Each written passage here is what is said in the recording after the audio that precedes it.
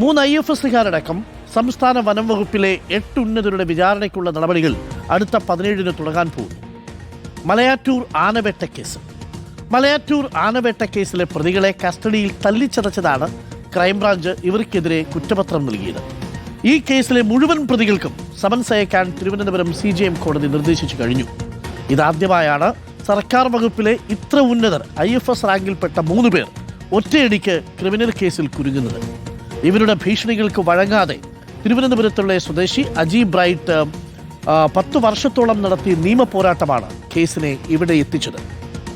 കണ്ടുവരാം, കേട്ടുവരാം. മലയാറ്റൂർ ഇടമലയാർ വനങ്ങളിൽ നിന്നായി 20ഓളം ആനകളെ വേട്ടയാടിക്കൊന്ന് കൊമ്പ് കടത്തിയെന്ന കേസ് 2015-ലാണ് പുറത്തുവരുന്നത്. പ്രത്യേക അന്വേഷണ സംഘം രൂപീകരിച്ച് 70-ലേറെ പേരെ അറസ്റ്റ് ചെയ്തെങ്കിലും പക്ഷേ ചോദ്യം ചെയ്യലെന്ന പേരിൽ വ്യാപകമായി പ്രതികൾക്ക് മേൽ നടത്തിയ 3ാം മുറയാണ് ഇന്നും തീരാത്ത വിവാദങ്ങളിൽ കൊണ്ടെത്തിച്ചത്. തിരുവനന്തപുരത്തെ വനം ആസ്ഥാനത്ത് പോലും ഇടിമുറികളുണ്ടായി. പുറത്തുവന്ന പരാതികൾ പലതും ഭീഷണികൾ കൊണ്ട് തേഞ്ഞുമാഞ്ഞു പോയെങ്കിലും വഴങ്ങാതെ നിന്ന ഒരാളുടെ പോരാട്ടമാണ് വനത്തിലെ ഇത്രയധികം ഉന്നതർക്ക് സമാനതകളില്ലാത്ത കുരുക്കായത്. Parambikulam tiger reserve field director T Uma, ഭർത്താവും നോർത്തേൺ സർക്കിൾ CCFുമായ R Kamalahar, central circle CCF K Vijayanand എന്നിവരെ കൂടാതെ റേഞ്ച് ഓഫീസർമാർ അടക്കമാണ് പ്രതിപ്പട്ടികയിലുള്ളത്. ആനക്കൊമ്പ് കച്ചവടത്തിന് ഇടനില നിന്നുവെന്ന കേസിൽ പ്രതിയായി ഒളിവിൽ പോയ അജി ബ്രൈറ്റ് 2015 ജൂലൈ 11-ന് തിരുവനന്തപുരം ശ്രീകാര്യം പോലീസ് സ്റ്റേഷനിലെത്തി കീഴടങ്ങുകയായിരുന്നു. ഇവിടെ നിന്ന് ഏറ്റുവാങ്ങിയ ശേഷം വഴുതക്കാട്ടെ വനം വകുപ്പിന്റെ ആസ്ഥാനത്തെത്തിച്ച് IFS ഉന്നതർ നേരിട്ട് നടത്തിയ കൊടിയ മർദ്ദനം അജി ബ്രൈറ്റിന്റെ വാരിയെല്ലുകളും നട്ടെല്ലുകളും തകർത്തു. ഈ മെഡിക്കൽ രേഖകളുടെ അടിസ്ഥാനത്തിൽ കേസെടുത്ത പോലീസ് പിന്നീട് വനം ആസ്ഥാനത്ത് വരെ തെളിവെടുപ്പ് നടത്തി. കേസ് കടുക്കുമെന്നായപ്പോൾ ഭീഷണികളും ശക്തമായി.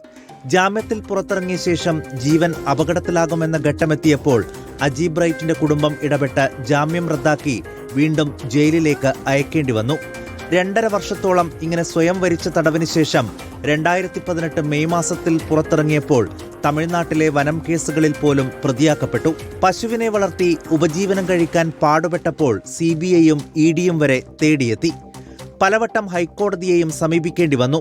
എന്നിട്ടും IAS IPS തലപ്പത്തു നിന്നുണ്ടായ സമ്മർദ്ദങ്ങളെല്ലാം അതിജീവിച്ചാണ് ക്രൈംബ്രാഞ്ചിലെ ചിലരുടെ ശ്രമഫലമായി കുറ്റപത്രം കോടതിയിലെത്തിച്ചത്. അവിടെയും വിചാരണയ്ക്ക് അനുമതി നിഷേധിച്ച ഉദ്യോഗസ്ഥതല അട്ടിമറി. ഏറ്റവും ഒടുവിൽ CJM കോടതിയെ സമീപിച്ചതോടെയാണ് സർക്കാർ അനുമതിയില്ലാതെ വിചാരണ നടത്താൻ കോടതിക്ക് തീരുമാനം എടുക്കേണ്ടി വന്നത്. വ്യാജരേഖ ചമയ്ക്കുക, തെളിവ് നശിപ്പിക്കുക, മാരകമായി പരിക്കേൽപ്പിക്കുക തുടങ്ങി ഗുരുതര വകുപ്പുകളാണ് പ്രതികൾക്കെതിരെ ഉള്ളത്. റിപ്പോർട്ടർ, തിരുവനന്തപുരം.